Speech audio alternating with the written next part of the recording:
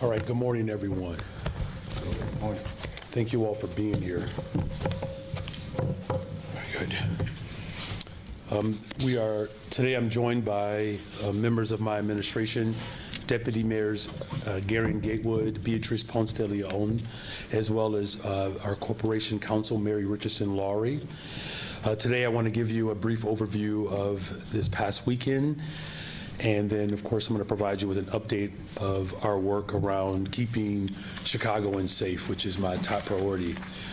This weekend, we saw more than 20,000 Chicagoans doing what Chicagoans do well, which is peacefully demonstrating their opposition against the Trump regime. With tens of thousands of people on the streets, our police officers managed to keep everyone safe, and we only ended up having to arrest one individual during the protest. I do want to give a special thanks to our police department and all of our officers who were on the ground this weekend and every weekend and every day. The Office of Emergency Management, as well as the other city departments that helped keep everyone calm and safe. Chicago Department of Transportation, Streets and Sanitation, the Chicago Fire Department, and of course my Office of Community Safety. All of you did a tremendous job showing up for the people of Chicago and demonstrating to the world how we can exercise our First Amendment while maintaining peace in our city. But I'm also very grateful that all of you as city workers showed up with a level of professionalism and dedication to our city that I really did appreciate that over the weekend. We also, while managing protests, we also had more than 12 large events across our city, which included the Puerto Rican People's Day Parade, which was yet another display of the incredible cultures that make up the soul of Chicago, the celebration of Pope Leo XIV at Rate Field, and the IPW, which welcomed press from more than 60 different countries. But this is Chicago, this is who we are. We can protest, we can celebrate our culture, and we can honor the Pope. We really do it all. At the same time, on Saturday night, it was a very long day for me. I had a chance to participate in our Saturday night, late night basketball events. This is a collaboration between our Office of Community Safety, City Colleges, Park District, CDPH, LIFT, and our community partners, Operation Basketball and Project Swish. I want to give a special shout out to both of those organizations who are doing an absolute fabulous job at creating opportunities for our young people to engage. This is our second late night basketball event. These are targeted activations for weekends where we have historically seen high levels of violence. We brought young people together around sports, food, and music. I did shoot 50% from the field, but I'm not going to act like I still got it, though. I mean, I'm no Angel Reese, but I do my very best. But I'm also grateful, though, that we had Malcolm X as well as Washington Park Fieldhouse. They both hosted us. We will announce additional targeted activations throughout the summer as part of my overall vision for community safety. Finally, these are some of the recent numbers around community safety. I continue to roll up my sleeves and challenge all of our city departments along with our police department to continue to do the work that's necessary to keep people safe. As I've gathered all sister agencies as well as our city departments and working strategically within neighborhoods that have been historically disinvested in, the work that my administration is putting forward, we're seeing some of the results there. I do want to reiterate, though, that the police department continues to do its part as I offer up direction of how we have to engage with our residents. And we're solving more cases because of the hard work, but we are also providing and refining our strategic deployments but we're also rebuilding trust with communities throughout Chicago, and the partnerships that we continue to make with community violence intervention workers. We're seeing the historic declines in crime and violence in our city. So year to date, you can see violent crime is down 21%. Homicides are down 27.6%. Shootings are down 38%. Robberies are down 33%. So these are obviously encouraging trends. My top priority is to build the safest, most affordable big city in America. And of course, over the next few weeks, we're going to continue to address these hot spots as they arise with targeted resources, effectively working to keep Chicagoans safe this summer. But it's not just policing, it's policing and our investments in affordable housing, policing, and in our work where we hire thousands of young people this summer, and again, creating more spaces. Yesterday, I'm very proud to announce that we're investing $4.1 million into the community wealth building operation as we continue to work forward to create yet more opportunities, particularly on the west and south sides of Chicago, to recover from historic disinvestment. We're going to continue to address historic disinvestment as we build safe, affordable communities, particularly at a time in which so much at the federal level is working to do the opposite. Also, while we're doing all of this work to make our city safer, we are still finding ourselves more and more under the threat of the federal government. Recent reporting has indicated that Donald Trump is trying to escalate tensions in Chicago by expanding, his deportation efforts. We even saw a piece in the Rolling Stone quoting that the Trump administration is officially saying that Chicago is next. And, again, just another sort of example of his animus towards working people. But it's important, especially now that Chicagoans know their rights. We are working to relaunch our campaign that we launched back in January with the CTA at over 400 digital displays across the city to make sure that even if the federal government doesn't know or care about the Constitution, that Chicagoans deserve to know their constitutional rights. So thank you all for being patient with me this morning, and I'm looking forward to answering your questions. Okay, we have time for one question, one follow-up. Start with Justin. Thanks. Hi, Mayor. So what happened with the sorry, I'm having a bit of a brain freeze here. With the rideshare ordinance, it is not moving forward here in the city. There's a bit of a deal brokered, but it appears that it did not have the votes, and that's part of the reason a compromise was forged. Why didn't you get more involved to whip votes in support of that ordinance? Well, obviously, the city of Chicago, we're the most pro-worker city in America. I mean, my record speaks to that, so there's real bona fide there. Look, I brought both sides together, but it was the decision to go to the state as they work to formally unionize. Like any work that happens in the city of Chicago should be properly and fairly compensated.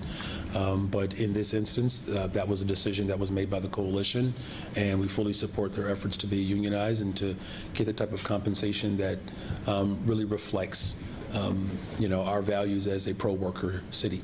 That will take quite some time. They've got to get the right to unionize at the state level approved, then actually organize, win a contract. This ordinance could have provided the same level of benefits, at least on the pay side, much sooner. Why not fully get behind that effort and try to get it across the finish line? Again, there's no question that I'm the most pro-worker mayor in the entire country. And, when people make organizing decisions, as I've done as an organizer in this city, they're well within their rights to take it up at any level of government. Here's what's most important, is that I fully support the efforts of fair compensation and the right to unionize, and I'll continue to bring people together to ensure that the workers of this city are supported. Good morning, Mayor. Good morning. You cited reporting that showed that Chicago was potentially next for more expanded deportation efforts, potentially military deployments. But I'm wondering, in light of that, have you seen anything to confirm that, or what would be the process for you all learning if that were to come to pass? Thank you for the question. It's not like the federal government has given us any heads up, right? There's no communication from the federal government with our local police department. It's quite problematic. This is why we're relaunching our Know Your Rights campaign. There's a great deal of resistance in this city around a host of things from the Trump administration. The fact that, again, that he's removing Black history, right? That he's, attacking the LGBTQ plus community as much as we possibly can, whether it's in the courts, whether it's in the streets, or with policy. We're going to continue to defend and stand up for working people. And just to follow up, would you know is there a procedure or anything that the federal government needs to notify you before something like that were to happen, a National Guard deployment or Marines or something like that? I think it's important that the president respects the Constitution. And if you're asking me if this president is going to work with city leaders, it's clear that he's not interested in doing that. He's not even interested in working with Congress, which this is where these issues should be taken up. They have not moved on anything substantive at the federal level. There's no effort for comprehensive immigration reform that could help repair a broken system. There's no commitment to help transform our economy. There's no commitment to invest in our public education system. The only thing that we've received from this president is his ongoing attack against equity, diversity, his ongoing attack against working people, establishing policy that ultimately protects the interests of the wealthy in this country is the priority that he has carried out. Anything other than that, he's been a miserable disappointment and failure. Good morning, Mayor. Good morning. The senior Trump official in Rolling Stone said Chicago is next if they go too far. How are you interpreting that? And what would be your administration's plan of action if Trump makes good on his threat to send the military here?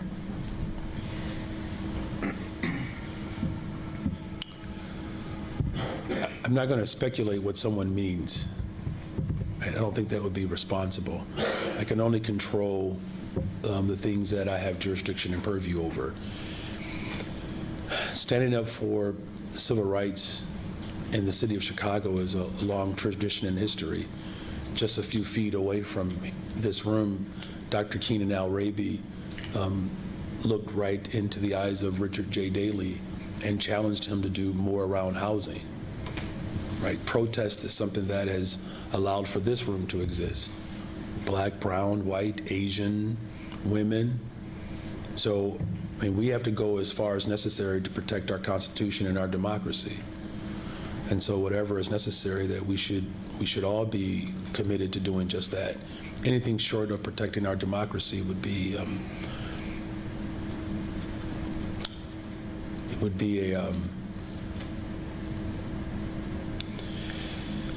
really be a poor display of our appreciation of our ancestors. As far as what this administration has been allowed to get away with, we have put forth lawsuits of which, we've seen some success there. We'll continue to move policy that protects the interests of working people, and we'll make sure that the people of this city know their rights. It's clear that the Trump administration expects people to behave ignorantly. That's not who we are. And so whether it's making sure that our residents know what their constitutional rights are, or moving policy, or moving at the legal level in the courts, we'll do whatever is necessary to ensure that the sensibility of our democracy is still intact. And last week, your law department said that the city did hand over some documents to ICE as part of its subpoena on Streets and Sand, seeking employment eligibility records. Did these records contain any personal information? Mary Richardson Laurie, Corporation Counsel. We received 2 requests on that through administrative warrants. What we said was, with respect to City Key, that we decline to provide documentation. There was another administrative warrant category for Streets and Sand, where under federal law we had an obligation to at least provide a listing, and that information was provided without the kind of detail that you've just referenced. Let me also take the moment to clarify for the last 2 questions in terms of the legal response. You should be aware that on Sunday we filed and joined the state of California, the city of Los Angeles, the city of San Francisco, to express our protestations to the use of federal use of National Guard. That is a right that's reserved in the governors. It is also prohibited, as the judge ruled, under the 10th Amendment. So we filed to join those state actions and city actions, as have others, to ensure that Chicago is on the docket, if you will, on the legal framing around it being in violation of the 10th Amendment. We don't get a notice in advance of when any action is taken, but we are able to notice through the court system where we stand, what this mayor's values are, and why we think it is a violation of the Constitution to deploy troops or National Guard absent authority under the Constitution.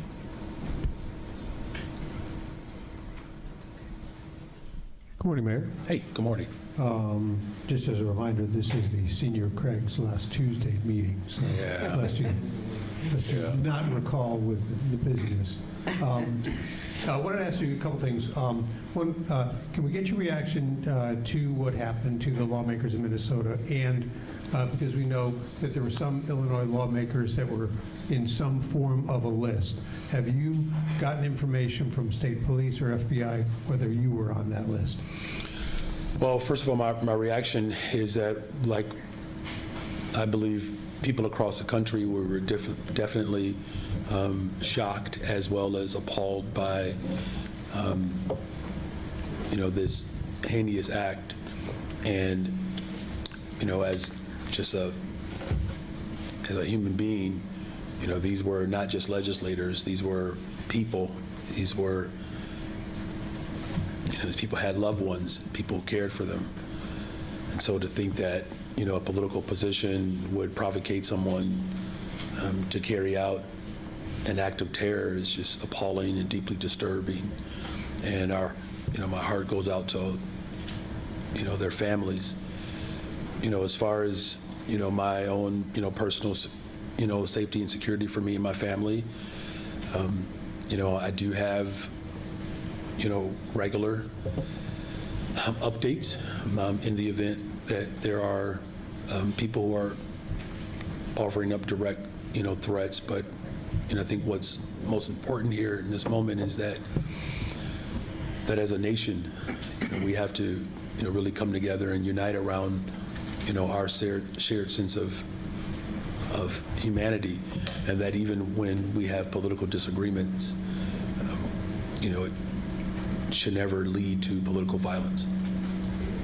And on a different topic, if I might, there's been a resolution that has been filed by Deborah Silverstein asking for the Commission on Human Relations to hold public hearings on the rise of anti-Semitism.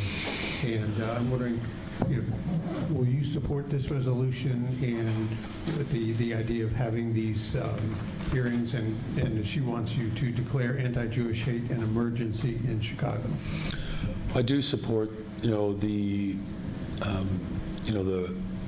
the efforts in the resolution to really highlight and call out the growing anti-Semitism, across the country and really across the world.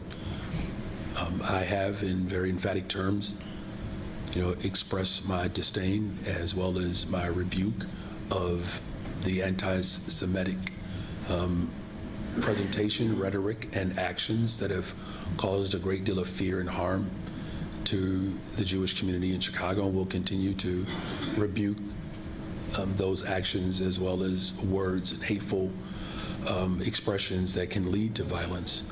As far as these, hearings are concerned, I think there's some value of being able to expose how anti-Semitism has caused a great deal of fear and trepidation within our Jewish community. And I'm going to do everything in my power to protect the Jewish community and work with law enforcement, but also work with our community partners and agencies and, all of those who understand what our collective role is in ensuring that the Jewish community is loved and supported and seen and protected. Hi, Mayor. I wanted to follow up on Craig's First question, in light of what happened over the weekend in Minnesota, is the city doing more to protect city council members and the high-profile people in your administration? Well, I mean, there's always a special effort to ensure that all public servants are able to deliver on behalf of the people of Chicago without fear of violence. These type of tragedies, of course, will always cause us to review our practices, and working with our superintendent as well as the lead of my detail to ensure that all public servants are able to carry out their function without the fear of political retaliation, particularly violent. We'll continue to review all of our efforts. On a lighter note, the Chicago Fire's proposals out for their new stadium in the $650 million private money. Do you see any obstacles then? And what does the soccer club ask for in terms of roads, city infrastructure? Well, first of all, I'm grateful that we have an owner of one of our sports franchises that is committed to putting skin in the game, and grateful for Joe Mansueto and all of the work that he does and Chicago Fire does outside of their matches, right? Their community involvement is much appreciated. As far as the specific asks, we haven't got into a whole bunch of details just yet. What I am encouraged by, as you know, is that our Cut the Tape initiative has attracted more people willing to do business, particularly large investments in the city of Chicago. Much like PsiQuantum, much like the 1901 project, and other major developments, my administration is going to work with the ownership to ensure that this investment is something that the people of Chicago will benefit from. But it's too early at this point to be able to give you any specifics. But what I can say is my administration has an incredible record in securing support operationally for large investments. We clearly can handle it. We've demonstrated that in the first 2 years of office, multi-billion-dollar investments.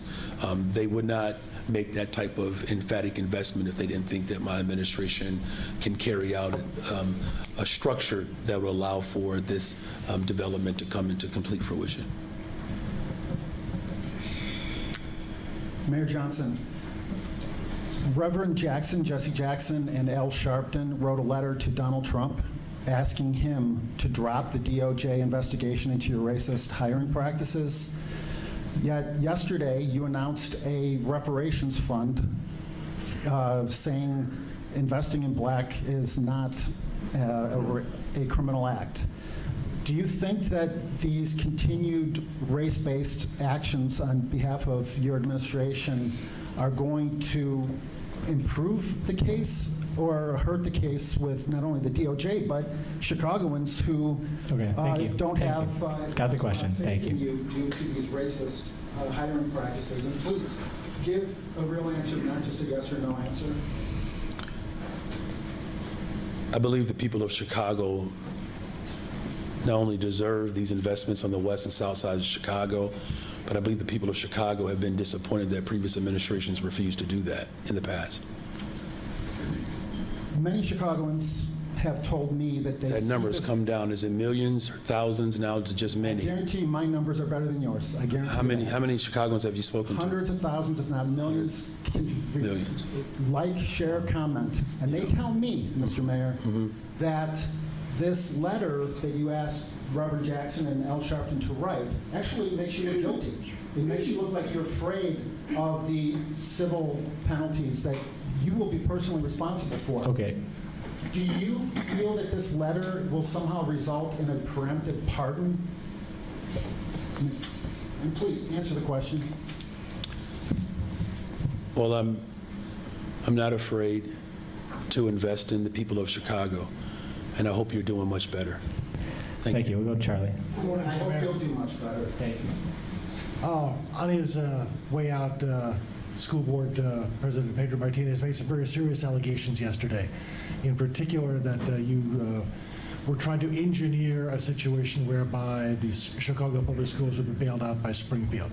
Is there any truth to his allegations, and do you want to say anything to Mr. Martinez as he leaves Chicago for Massachusetts? Well, I mean, There's no such thing as a state bailout if the state has not fully funded our public education system. It's just no such thing. I think everybody's in agreement that the state of Illinois, though it's moving in the right direction, there's still a lot of work to be done to ensure that our schools are fully funded. I don't know why when it comes to poor people, when government does its part, that's considered a bailout, but for corporations, that's not, right? So this is actually pretty simple math here. The state of Illinois has an opportunity, as a new vehicle has been formed around the evidence-based funding formula model, to ensure that all of our students receive the quality education that they deserve. It's not just unique to Chicago. Every school district around the state of Illinois requires greater investment. If we're going to continue to keep our class sizes down, if we're going to continue to respect the work of veteran educators, if we're going to make sure that we have libraries and social workers and counselors, it really requires us to invest in our future. Look, I talk about this all the time. It's not enough to just say that you care about children. The Bible says that where your heart is, there your treasure will be also. I believe that's Matthew 6:21. So let's just make sure that if our heart is with the children of the city of Chicago, let's make sure that our treasure is aligned with that. Now, one question, a slightly different topic. There have been complaints from the FOP that police recruits haven't been getting paid. There's a payroll snafu. There's something that's not allowed recruits that came on the job in May to collect as many as 2 paychecks. Are you aware of that, and what are you doing to fix it if so? Yeah, I'm aware of it. It's a filing mechanism that there are some steps that have to be taken on the other side.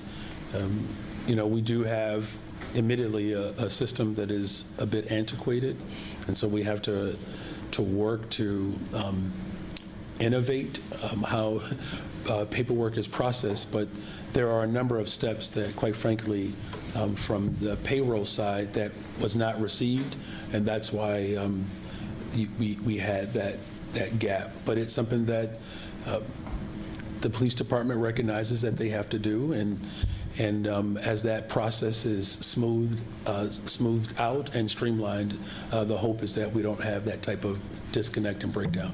Will they be made whole? I mean, people who work are going to get paid, but people have to do the right paperwork first. It's not just a matter of someone not getting a check. There's actual paperwork that has to be filed that was not. What I'm saying is that some of those filings, there are a bit antiquated. There's a way in which we can better streamline that. Look, I've said this repeatedly. We've inherited a really, really antiquated system, the entire city as a whole, and we're working hard to innovate it. But paperwork was not properly filed. And once that paperwork was filed, then the right steps that would proceed would allow for folks to be paid. But it's not a matter of whether or not they'll be paid. It's a matter of whether or not they'll actually follow the process. I'm going to work hard to create a better process so that we don't have, the level of weight that slows these type of aspects down. Good morning, Mayor. It is. It is. All right, you get 5 questions. No. Oh, I think I have 5 questions left that have been asked already. But one of them is that is going back to the imminent ICE raids, if they do come, what is your message to people within the immigrant communities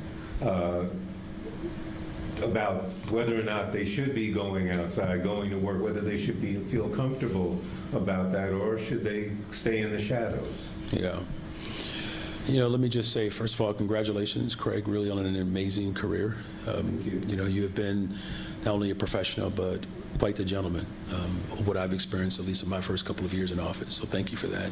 And I hope that you and your wife get a chance to spend a whole lot of time and free time in Chicago buying and purchasing so many things and staying in the hotels, all the things that I need to make sure that I close my budget gap. I'm counting on you and your family. We're going to do everything except the hotel. All right. Look, the Trump administration has sown seeds of division and fear, and it is quite disturbing and alarming. What I've done and what we've maintained is that as a welcoming city, first of all, our sister agencies and our police department and our city departments will not engage in any of those, federal operations at all. We're going to do everything in our power to make sure that people know their rights. These human traps that are being put forward, where families are being lured into, buildings where you have masked men with weapons. Look, we're in favor of ensuring that people who are committing crimes and are undocumented or just committing crimes and may be documented, that they should be held accountable. What we're not in favor of is, seeing grandmothers and grandfathers and mothers and fathers ripped away from children. Little girls being thrown into unmarked vans and taken off to God knows where. That's just inhumane. So we're going to continue to make sure that we're working with community-based organizations and the full force of government to do our part to ensure that people know their rights and that we're doing everything that we can to, to keep families together. Beatrice. Yes, thank you. Thank you for that question. I appreciate the opportunity to share a little bit more. We can't tell people not to be afraid. Folks are seeing what is happening here and in other cities, but what we can do is give people information. And I think these are very personal decisions that everyone makes for themselves and their families. The level of risk that they want to take and how much preparation they want to take to make sure that they do keep their families safe. So there, again, I will share Illinois information, IllinoisImmigrationInfo.org. There's a wonderful tool there for creating a family plan. Unfortunately, our families have to think about who will take care of their children if someone is detained, about maybe giving guardianship to someone they trust, keeping their important documents in a safe place, and even giving power of attorney for their financial responsibilities to someone. So in this moment, we don't know what might come. There are definitely threats and fears about massive raids, but the best that people can do is be prepared. And I think we all have a role to play to keep our city safe. The mayor has made very clear what our role is as a city, but just as individual residents of Chicago, as neighbors, as friends, colleagues, think about how you can support someone in your life that might be dealing and grappling with this uncertainty in this situation. And then I want to remind folks that we celebrate World Refugee Day every year. It's officially on June 20th, but today is the celebration in Daley Plaza. Our asylum system is broken, and in fact, this administration has put a pause on asylum, and yet we're seeing growing tensions and war in different places around the country. And so as we keep calling for comprehensive immigration reform and fair asylum laws, today is a day to make your voice heard if that's important to you, and to celebrate and remember those folks that have come here as refugees seeking a safe place to create a new home. Thank you. Thank you. No, it's just the level of collaboration we've seen with folks working together. Obviously, the mayor's highlighted the need for folks to be safe and remain calm. We're going to continue to do that. As he's also highlighted, we do not work with the federal agents on any immigration issues whatsoever, but what we do is protect Chicago, and so that's the work that we'll continue to focus on, Greg. Thank you. This has got to be good. This is it, huh? This is the last one? Yeah, I guess so. Okay. All right. It was 5. But actually, I just want to clarify, this goes back to the anti-Semitism. You're behind the hearings. Do you believe that anti-Semitism, which we're told is on the way up despite other hate crimes dropping, are we in a crisis? Would you say that this is a crisis point when it comes to anti-Jewish activities and crimes? What we've seen is, I believe as a whole, I believe it's 37% of hate crimes have been committed against Jewish individuals. This is a problem, right? And this is why I think that, we're not having these hearings just because we just want to hear ourselves talk about it, right? I mean, the hearings are motivated by the fact that there's a growing anti-Semitism globally, and that as a city and as an administration, we have to remain firm in rebuking all forms of anti-Semitic verbiage, language, or actions. So I take this very seriously. It's important that the Jewish community hears directly from me, as well as my administration, of how we're going to work with our police department and other agencies to keep the Jewish folks in this community, in the city of Chicago, safe. Thank you. Hi, Mayor. Hi. Since the beginning of the year, Chicago police officers have shot 12 Chicagoans, killing 6. Are you concerned that this is reflective of a larger problem with how Chicago police officers are using force against members of the residents of the city? Well, look, the sanctity of life is something that I think we all should value. I certainly do. And what I don't want to ever see is that we have interactions with law enforcement in the community and it ends tragically. It's something that I am aware of, and we're going to continue to ensure that the relationship between law enforcement and everyday residents continues to strengthen. Community trust is imperative, especially at a time in which we're seeing levels of violence decline in this city in a way that we haven't seen it in over a decade, right, if not longer in some instances. So that good work that we have done to build trust, as well as to strengthen the trust between law enforcement and the community, I'm going to remain optimistic that we can continue to do that. And again, the life that has been lost with any interaction with law enforcement is tragic, and we want to prevent that at all costs. Tomorrow, the Chicago City Council could vote on the so-called SNAP curfew ordinance. Are you convinced that it is constitutional, and are you clear on how Chicago Police Superintendent Larry Snelling would use that power if it is approved? Well, I'm not convinced, and the superintendent is in alignment with me. He never asked for it, and quite frankly, not only did he never ask for it, as you indicated, that there's some levels of concern that I still do have. I mean, look, my administration, I've worked tirelessly to keep people safe, and we're building a safer Chicago, right? The numbers and the data pan out. What I've said from the very beginning, since I've taken office, we have to do the things that work. We're doing the things that work. Otherwise, we wouldn't see the decline that we're experiencing right now. And I think it's lazy governance, quite frankly. It places too much pressure on law enforcement. I continuously say that we cannot just simply rely upon policing alone. We need people to help my administration do the things that work. When we invest in people, violent crime goes down. The evidence is there. 27% reduction in homicides. Robberies are down.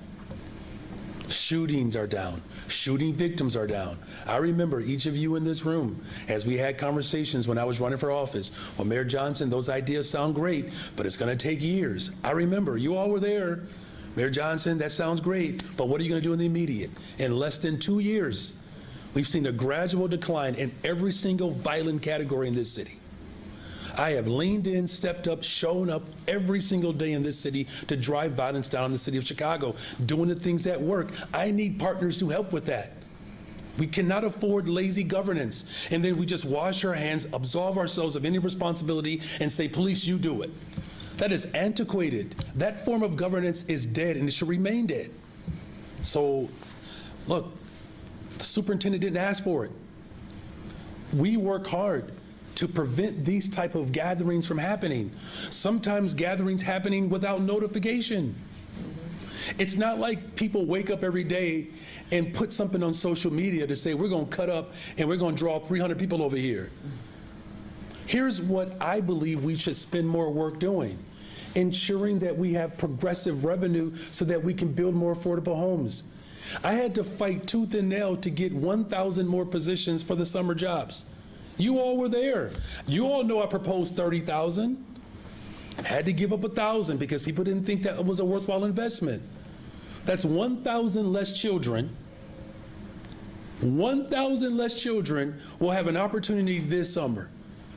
But you want to give the police the power to be able to issue a curfew as it wishes, instead of giving the city of Chicago the power to actually invest in people? What sense does that make? It doesn't make any sense. It's a sloppy form of governance. I actually find it to be, quite frankly,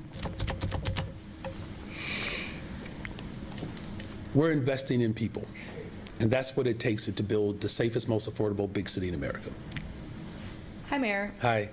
The Sun-Times reported last week that the police department has responded to FOIA requests from immigration enforcement agencies, including ICE, and shared personal information about arrestees, including country of origin. Does it concern you that CPD is routinely providing this type of information to DHS and ICE, and do you think this should be investigated? FOIA requests. Mary Richardson Laurie. We are looking at the specifics around that issue, but as you might know, that in the state of Illinois, city of Chicago, we're subject to pretty broad parameters around FOIA. And this actually may be an opportunity for us to revisit the laws and see where there might be an opportunity to contract the parameters of FOIA so that nation of origin, for instance, would not be information that is subject to release. But in terms of the specifics, I won't get into those details because we are reviewing those with CPD. Are there specific personal information details that CPD could have or should have redacted under current law before sending these documents? We are reviewing the specifics with CPD, and I am restrained from talking about any details. On the curfew ordinance, Mayor, I reported on the court hearing where Superintendent Snelling said that he would never use the power to institute a curfew with just 30 minutes notice and never ask for that provision of the ordinance. Should the council consider lengthening that warning period? And if not Snelling, and maybe this is a question for the deputy mayor, who asked for the 30-minute time frame? Why is it in there? It's a great question. We didn't ask for it. The superintendent didn't ask for it. No one in my administration or my police department has asked for a curfew reduction. In fact, all the evidence points in the opposite direction. There's no evidence that curfews prevent or lower incidents of this magnitude. In fact, I believe the vast majority of the individuals who have been arrested at these gatherings are 18 and older. We're not even talking about individuals that would necessarily fall within the framework of a curfew violation. Look, the police department already has the provision to call for a dispersal order. And if someone is committing a violent crime, you can be arrested at 4 p.m. or 3 p.m. It's like they don't have to wait until 10 o'clock to arrest people if they're doing something that's in violation of the law. You know, as I said to your colleague, we continue to say that we support police officers, except for when we want to give them the responsibility and the burden. It's just, to me, it's just backwards. We are seeing some of the greatest declines in violent crime in this city, of which many people did not believe that our provisions would actually work or that it would take too long. Well, it hasn't. It hasn't. 27% reduction in homicides. There are less people who have lost their lives to gun violence this year than the year before. We're moving in the right direction. Why not just work with my administration to continue to do the things that work versus these make-believe, lazy, sloppily put together ordinances that work to just like absolve people of actually having to do the real hard work? Because it actually takes a lot of work to challenge the ultra-rich in this city to pay their fair share. I know it. I've taken arrests for it before. It takes a lot of work to demand Springfield to actually invest more in all the things that we know that works. Now, here's a time in which you have more progressives in charge, you have Democrats in charge across the state of Illinois, but yet we still have a revenue structure that is unfair and places too much of the responsibility on working people. We all know that our expenditures in particular, as much as we've worked to save dollars in this city, over $200 million over the course of just this fiscal year alone. But if we're going to continue to build the safest, most affordable big city in America, we need to talk about the things that actually allow us to do that versus, you know, a knee-jerk reaction to something that, quite frankly, requires a little bit more sophistication than just giving the police more power. Yep. Hey. I think you've been clear in your opposition to the current version of the curfew ordinance. Would you not oppose or support a version that includes the input from your Deputy Mayor Gatewood? I don't think this is necessary at all. I just don't. 27% reduction in homicides, 38% shootings, robberies, all going down. This is not to say that we don't have to review our practices when it comes to how we prevent these large gatherings from taking place. But even if you look at this ordinance, and the Deputy Mayor can speak to this, there were gatherings last night that weren't posted. Am I correct? You're correct. There were large gatherings last night, and just for clarity. And let me just say one other thing too. Do you know that there are gatherings that happen, particularly on the west and south side of Chicago, that never get any notification or any attention? Can I just pose a question? Why is it worth considering a curfew when it happens in one section of the city, but when it happens somewhere else, no one gives any attention to it at all? It's just I'm not asking you to answer it. I'm just raising it just to elevate the consciousness right now of the city of Chicago. I do find it somewhat odd and even ironic, you know, that for neighborhoods on the west and south side of Chicago, when these type of gatherings take place, they don't get coverage, right? I mean, it doesn't mean that we don't have these concerns. What we're saying is that in many instances when these gatherings take place, they're arresting 18-year-olds. The last large gathering that happened in Auburn, Gresham, how many people, like 4 or 5 to 6 kids that were arrested don't even live in Chicago? Yeah. Something like that. What neighborhood? Well, that was in Auburn Gresham. That was 4 or 5 of the young people who were shot didn't live in Chicago. But in regards to everything that we do in the city in regards to public safety, working with the police department, we work together on everything. We work together with every agency in the city.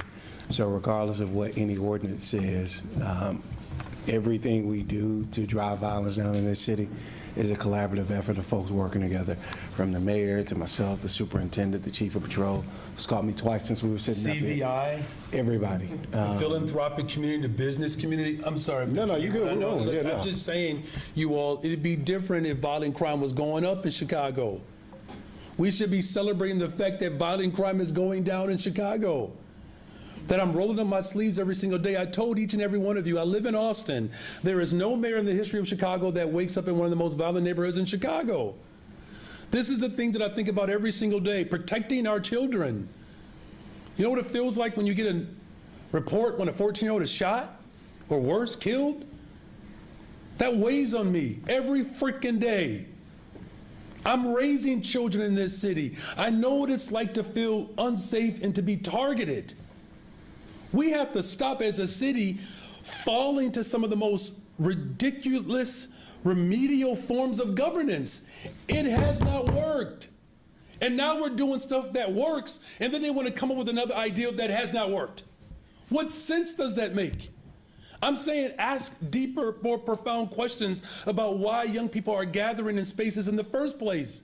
That's why I was up to freaking midnight on Saturday night, out, you know, hanging out with some of the young people at the late night basketball, showing up for these young brothers. They all could be my son. They can all be my nephews. And it's just like we're debating something that doesn't work. Why are we even debating it?